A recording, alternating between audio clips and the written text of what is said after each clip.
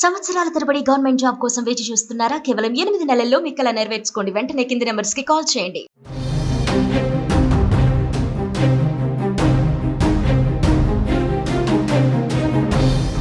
పహల్గామ్ దాడి ఘటన అనంతరం పాకిస్తాన్ భారత్ మధ్య ఉద్రిక్త వాతావరణం నెలకొంది. ఈ నేపథ్యంలోనే భారత్ పాకిస్తాన్ పై ప్రతీకారం తీర్చుకుంది.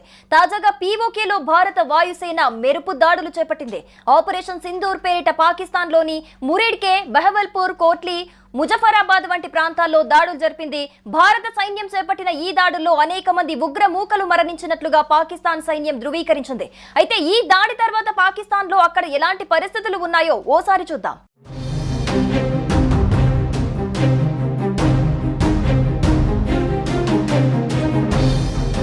మొత్తానికి భారత్ అన్నంత పని చేస్తుంది.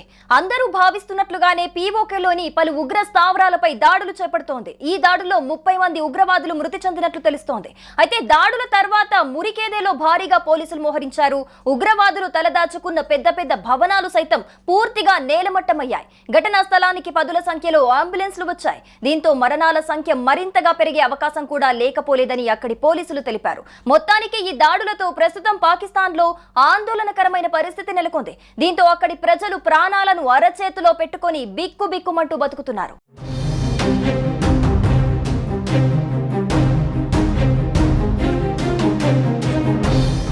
ఇక ఇదిలా ఉంటే 2019లో బాలాకోట్లో దాడి తర్వాత అతిపెద్ద సైనిక చర్య ఇదే అని తెలుస్తోంది. ఈ దాడులపై పాక్ ప్రధాని షహబాజ్ షరీఫ్ తాజాగా ట్విట్టర్ వేదికగా స్పందించారు. పాక్ శత్రువు భారత్ మా దేశంలోని 5 ప్రాంతాల్లో దాడులు జరిపింది. ఈ చర్యలకు పాకిస్తాన్ ఖచ్చితంగా బదులు తీర్చుకుంటుంది. ఈ సమయంలో పాక్ సైన్యం వెంట దేశమంతా నిలబడుంది. శత్రువును ఎలా ఎదుర్కోవాలో పాకిస్తాన్ ఆర్మీకి తెలుసు. ప్రత్యర్థి దుష్ట ప్రణాళికలను ఎట్టి పరిస్థితుల్లోనూ నెరవేరనీయమని తెలిపారు.